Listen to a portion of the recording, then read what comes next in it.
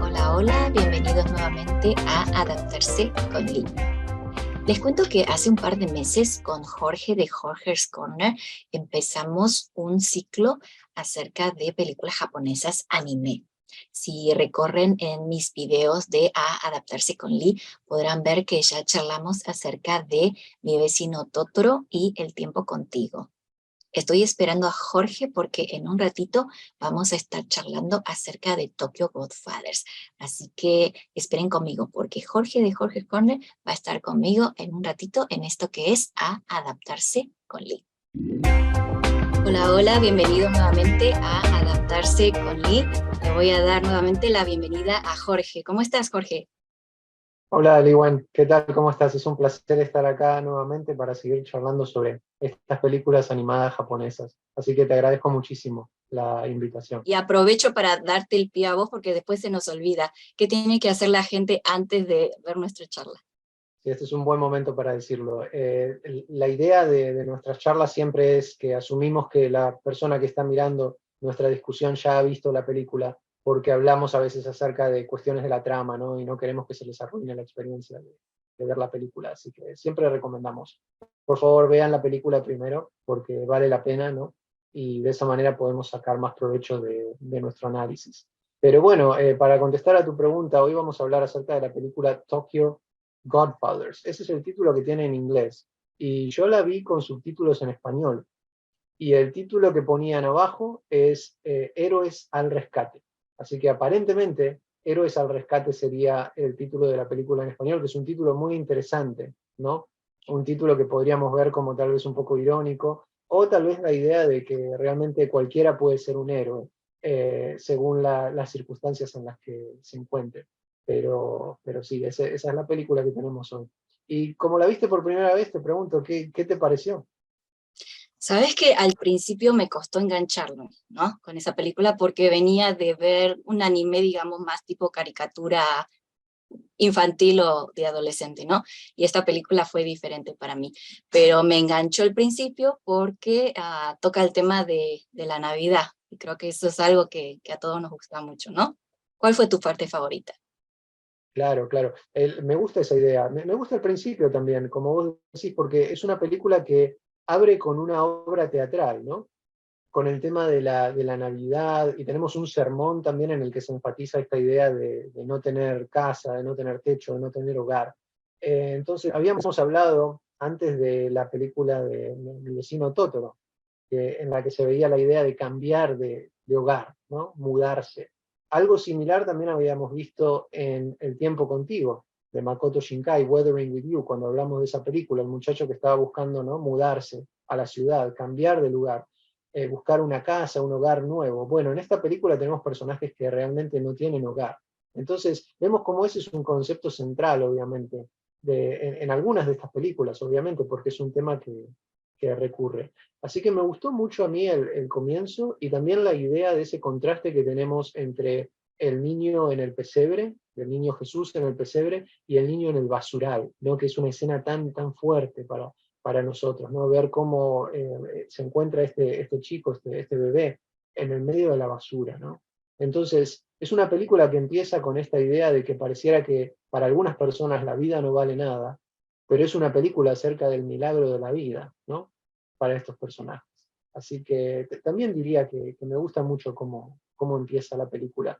Pero te entiendo perfectamente lo que estabas diciendo, que cada uno de nosotros tiene esa primera experiencia del primer anime para adultos que hemos visto, ¿no? Y es como que nos choca un poco al principio. Por ejemplo, en mi caso, hasta donde me acuerdo, ¿no? Porque he visto mucho anime, entonces realmente no me acuerdo. Pero me parece que la primera película animada japonesa que no era para chicos, que vi en mi vida, es la película Akira. Y quienes han visto la película Akira saben que es una película súper violenta. Es como ciencia ficción, ¿no? Pero es una película muy violenta y no estamos esperando eso de un dibujo animado, ¿no? Entonces eso es lo que tal vez nos choca. Esta, la que acabamos de ver, no es violenta, pero también, como decías, es difícil de a veces adaptarse, porque venimos de ver películas que son para chicos, como Totoro, por ejemplo, y nos encontramos con esta película que tiene temas más bien para adultos, ¿no? acá en Estados Unidos, para dar un poco de contexto, la película esta era para mayores de 3. Así que es completamente diferente a lo que puede ser, por ejemplo, Totoro. Así que tenés razón, ¿verdad? Sabes que al principio, bueno, recién mencionaste que es gente que no tiene hogar, pero creo que hay dos de esos personajes que en realidad sí tienen o tenían y decidieron irse, no de su casa. Claro, esa es la idea. La idea es el hogar perdido, ¿no? Y cómo estos personajes después siguen buscando, ¿no? Esta película tiene uno de los temas centrales, obviamente, ¿no? Es el tema de la familia. ¿Qué constituye una familia? ¿No? Y creo que la idea de esta película, una de las tantas ideas que nos da, es el hecho de que, bueno, estos personajes, de alguna manera, algunos abandonaron a su familia, pero buscan otra familia, ¿no? Que puede estar armada de otra manera. La película nos muestra cómo, de alguna manera, el concepto de familia realmente es muy amplio, ¿no? Porque ellos arman una familia. Lo vimos también en El tiempo contigo, cómo se buscaba esa familia, ¿no? Los personajes eran una especie de familia. Por eso a mí esta película, me recuerda mucho a a las películas de uno de mis directores japoneses favoritos, que es Hirokazu Koreeda. Te voy a mostrar una película que tengo acá que es de él. Esta no es, tal vez no sea el mejor ejemplo en cuanto a lo que te estoy contando, ¿no? La idea de la familia, pero Afterlife es una de mis películas favoritas de Koreeda.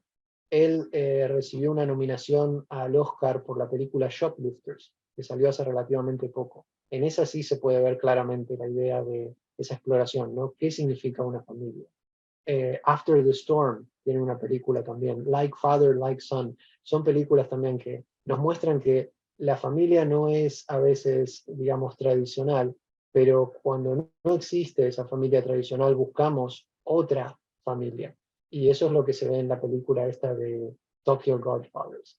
Así que es muy linda esa idea, ¿no? De que aún cuando hemos perdido el hogar, aún cuando hemos perdido la familia, hay esperanza. La esperanza es un tema también muy importante en esta película. Y así como lo mencionaste, bueno, ellos se juntan y forman la familia, y hay esos momentos también en que se pelean entre ellos, ¿no?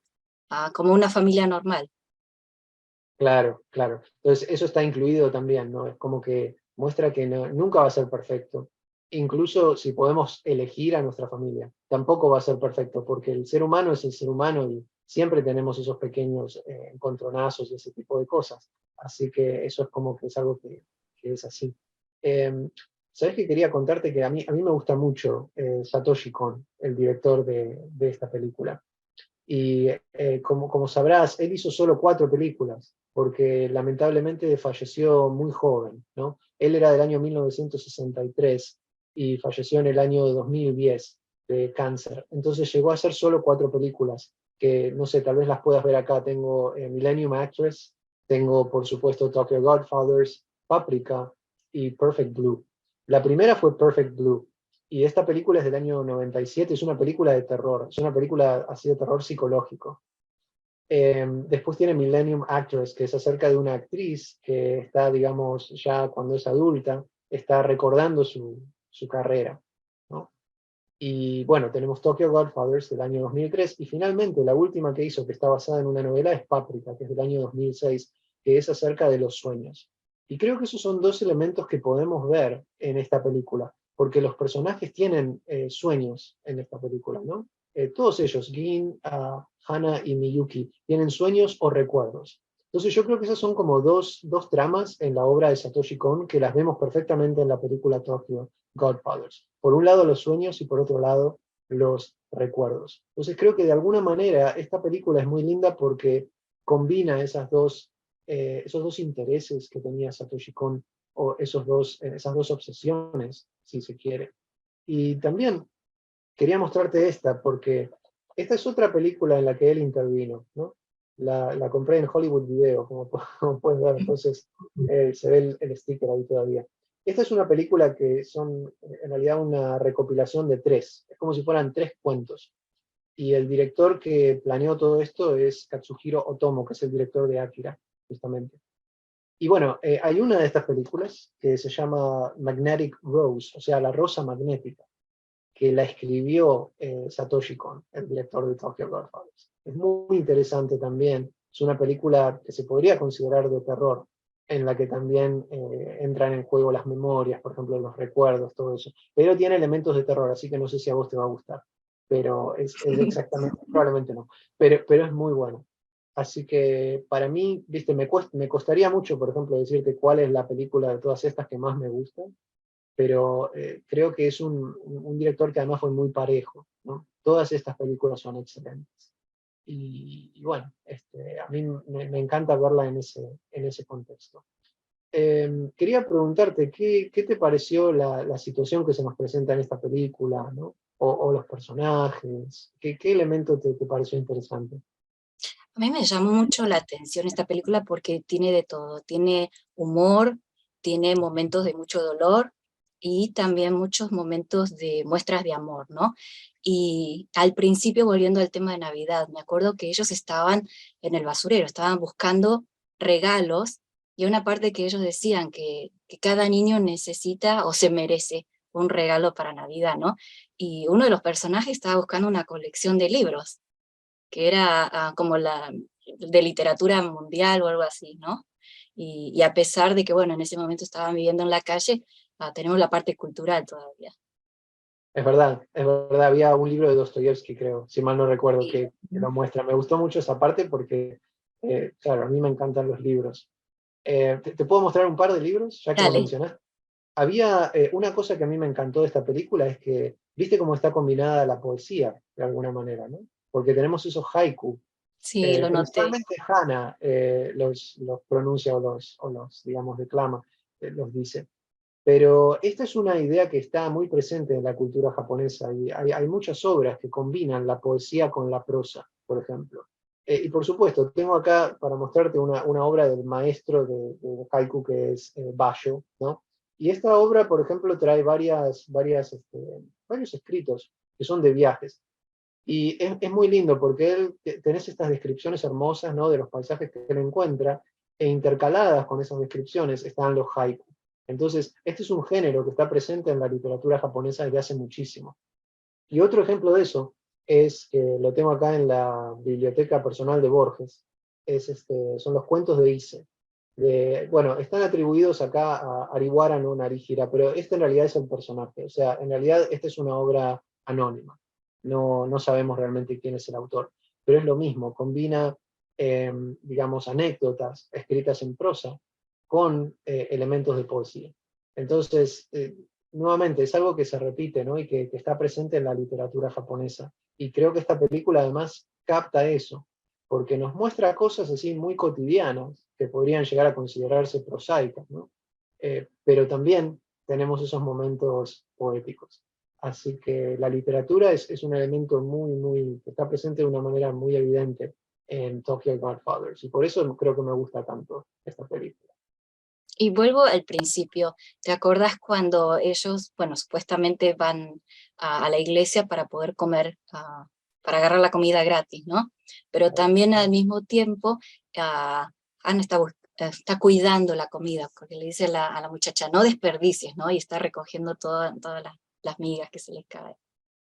Es verdad, es como que está también, ¿no? La idea de que, bueno, Miyuki se nos presenta un poco como una persona que está tal vez un poquito malcriada, ¿no?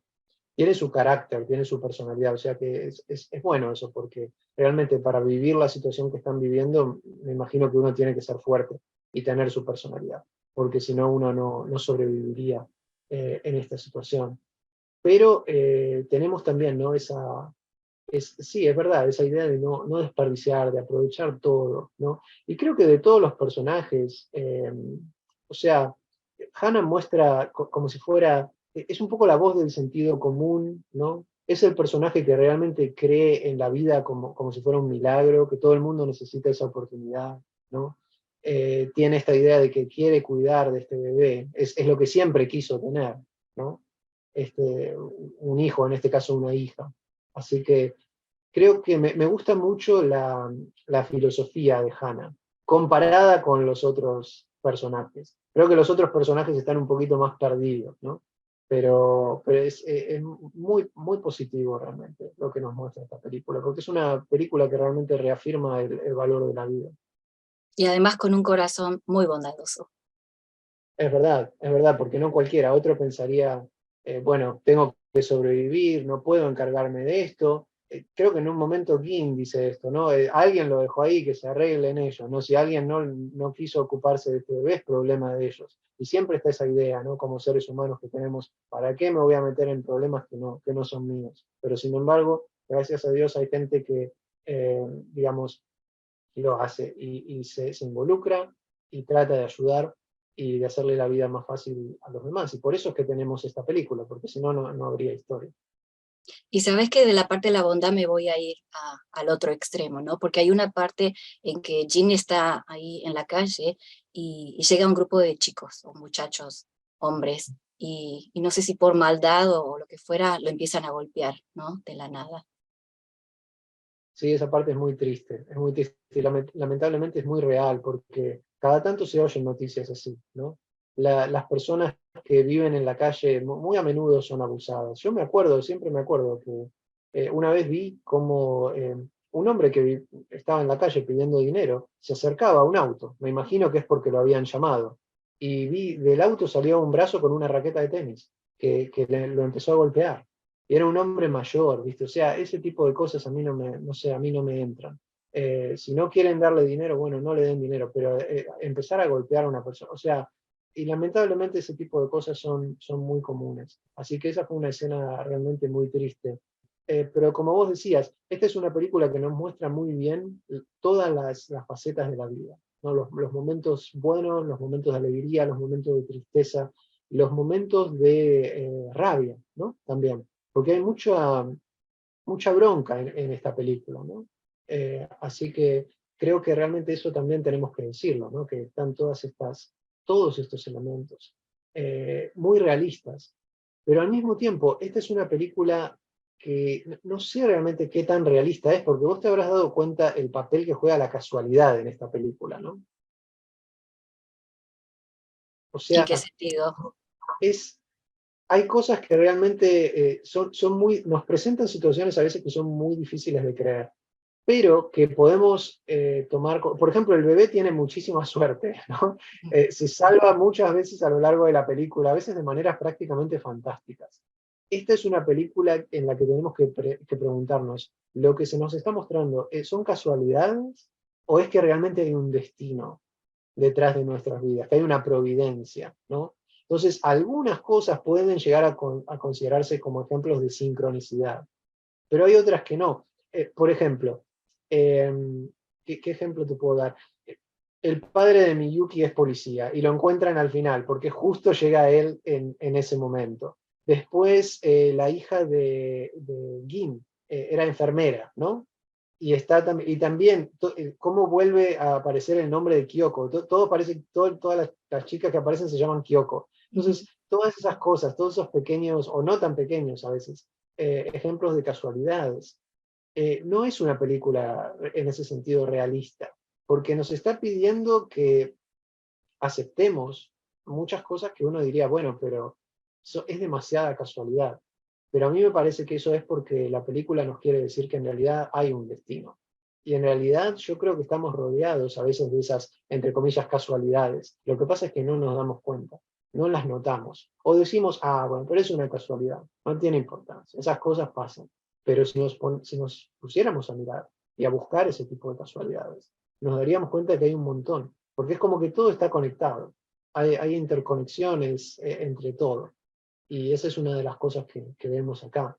Vos sabés que yo, después de ver la película, buscando en internet, me enteré de que hay una cuestión en esta película con las caras, pero no las caras de las personas, sino que muchas veces, si ves la película otra vez, y tengo ganas de volver a verla para ver si esto realmente es así, vi un ejemplo, pero hay muchísimos y me los perdí. Es como que hay cosas en la película que arman como si fueran caras. Entonces ves, por ejemplo, dos círculos que podrían ser ojos y una boca. Y el ejemplo que yo me di cuenta es la escena final, el hospital. El hospital parece que tuviera una cara. Y mucha gente ha buscado a lo largo de esta película ejemplos de eso y dicen que hay un montón de, entre comillas, caras que están armadas con edificios, con cosas que están ahí simplemente. Y bueno, hay muchas teorías al respecto, ¿no? Es como que esas caras son el espíritu de la ciudad, los espíritus de la ciudad, como que hay un mundo paralelo, ¿no? Está el mundo de los humanos, pero después también este mundo de los edificios animados y esas caras que podemos llegar a encontrar si las estamos buscando. Nuevamente, son cosas que uno se da cuenta si las busca. Si uno no está buscando, bueno, es como que son detalles que se te pasan. Pero está ese elemento ahí de alguna manera subliminal o escondido en esta película. Ahora me dejaste con la duda, lo voy a tener que ver de nuevo. Sí, yo cuando lo leí dije, uy, tengo ganas de volver a vérmela porque realmente me pareció muy interesante eso. Pero me gusta la idea porque además a mí me gustan las películas que se desarrollan en la ciudad, ¿no? Y esta es una película urbana. No es que no me gusten las que no se desarrollan en la ciudad, por ejemplo, a mí me encanta Totoro. Totoro no es una película urbana, pero esta es una película urbana, entonces me recordó muchísimo El tiempo contigo, porque también era una película que se desarrollaba en Tokio. Yo no sé si te pasó alguna vez, a veces como que la gente necesita conversar acerca de sus cosas con extraños, ¿no? Ajá. Cosas muy personales o cosas muy dolorosas. Y no sé si te acordás de una escena en donde dos de los personajes se ponen a conversar, uno bueno, en japonés y otro estaba en español, ¿no? Y no se entendían realmente, pero como que cada uno decía lo que se sentía, ¿no? En ese momento. Y a veces yo siento que, bueno, tenemos que buscar gente extraña para realmente sacar lo que tenemos adentro, no importa realmente el idioma. Es verdad, la importancia de la comunicación, sí, eso es muy bueno. Yo no había pensado en eso, pero es cierto, en esta película vemos eso. En español con acento argentino, además. Y ¿Verdad? me gusta esa escena. Y me recordó, hay una escena hay un director también favorito mío que se llama Jim Jarmusch, que hizo una película que se llama Ghost Dog. Eh, Muy interesante, nada que ver con esta película, pero hay una escena que es muy parecida, en la que tenemos dos personajes que están hablando idiomas completamente diferentes, que no se entienden, pero que se responden exactamente a lo que estaba diciendo el otro, sin saberlo. O sea, ellos piensan que la otra persona no entiende absolutamente nada, y bueno, en realidad no entienden, pero sin saberlo se están comunicando, porque la comunicación está ocurriendo a un nivel más allá del idioma. Pero es verdad, la importancia de la comunicación que vemos en esta película, sobre todo en estas personas que no tienen una familia, que no tienen una conexión y que están buscando, ¿no? Creo que tal vez el hecho de que estos personajes buscan a esa familia es justamente por eso, porque vos estás diciendo, porque tenemos ese impulso a la comunicación y necesitamos comunicarnos, ¿no? Creo que esa es una parte importante de esta película también. Sí. Y esta película como que no tiene muchos personajes, ¿no? Y a pesar de que el bebé no habla, en realidad sin ese personaje no hubiera película. Sí, es muy lindo eso, porque el centro de la película es un personaje que como vos decís, no se comunica de la misma manera que los otros, ¿no?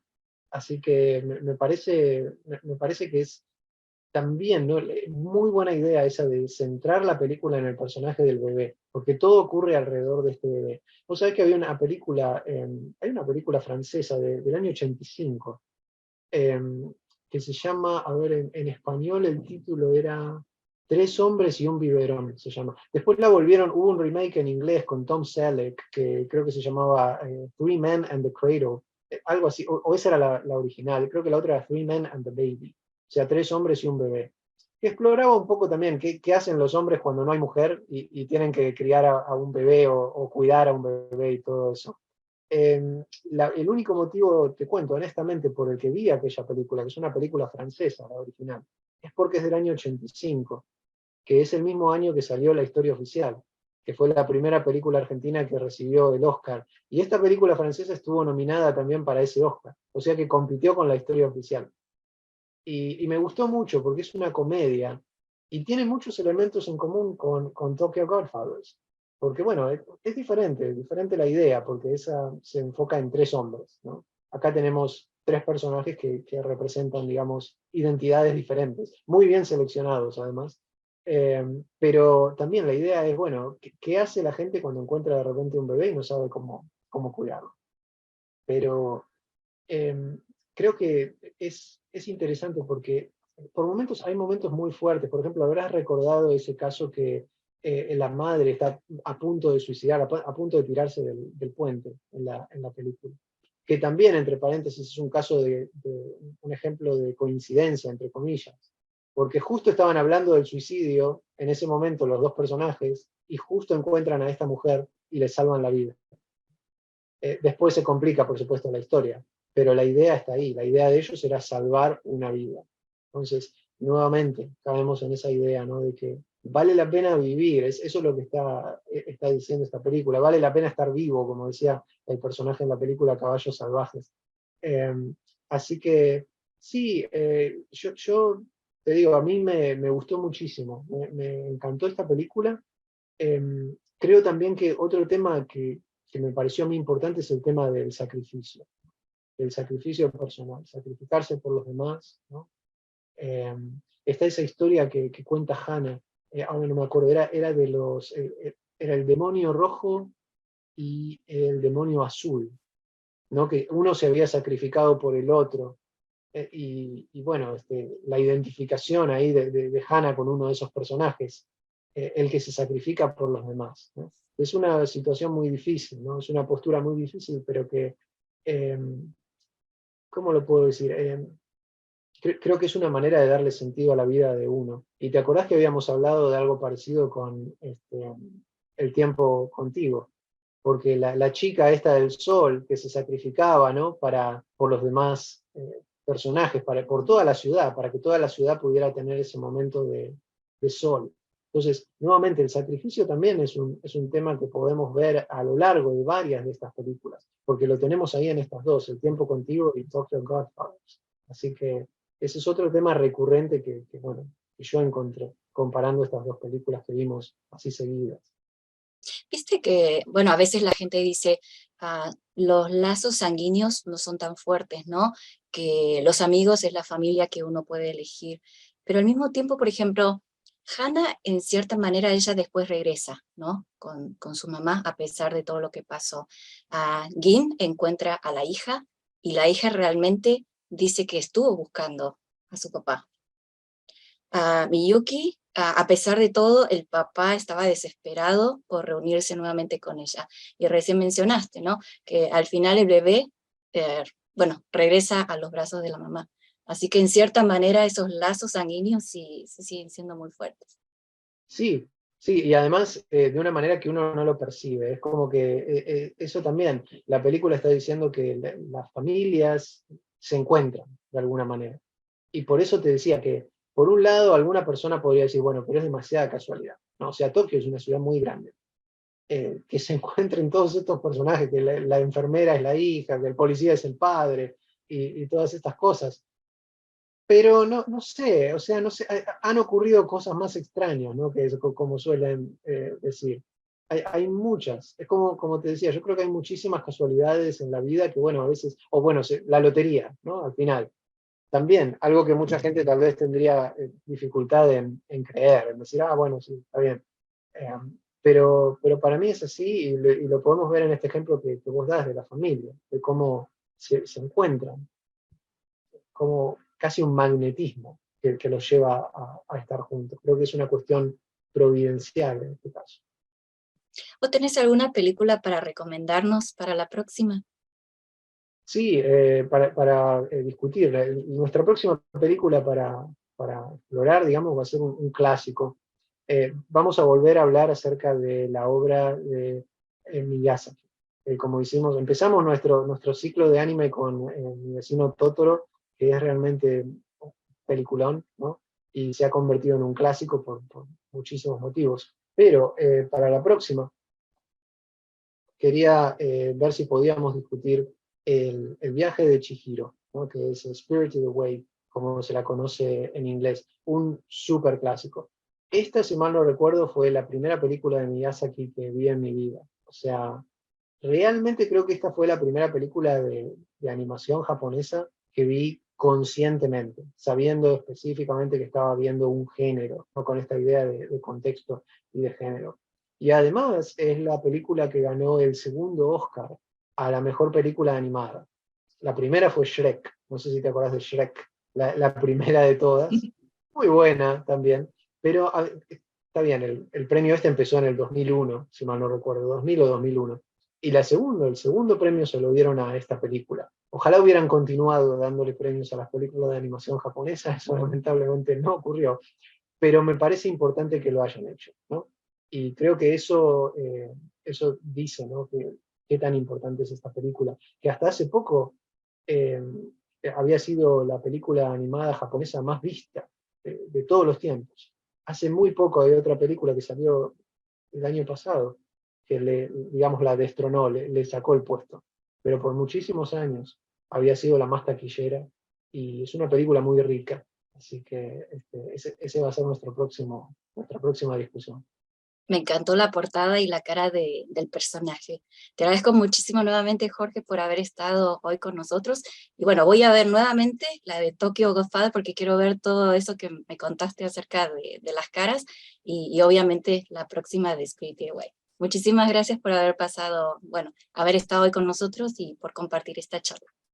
Bueno, mil gracias a vos, Ligüen, es siempre un placer.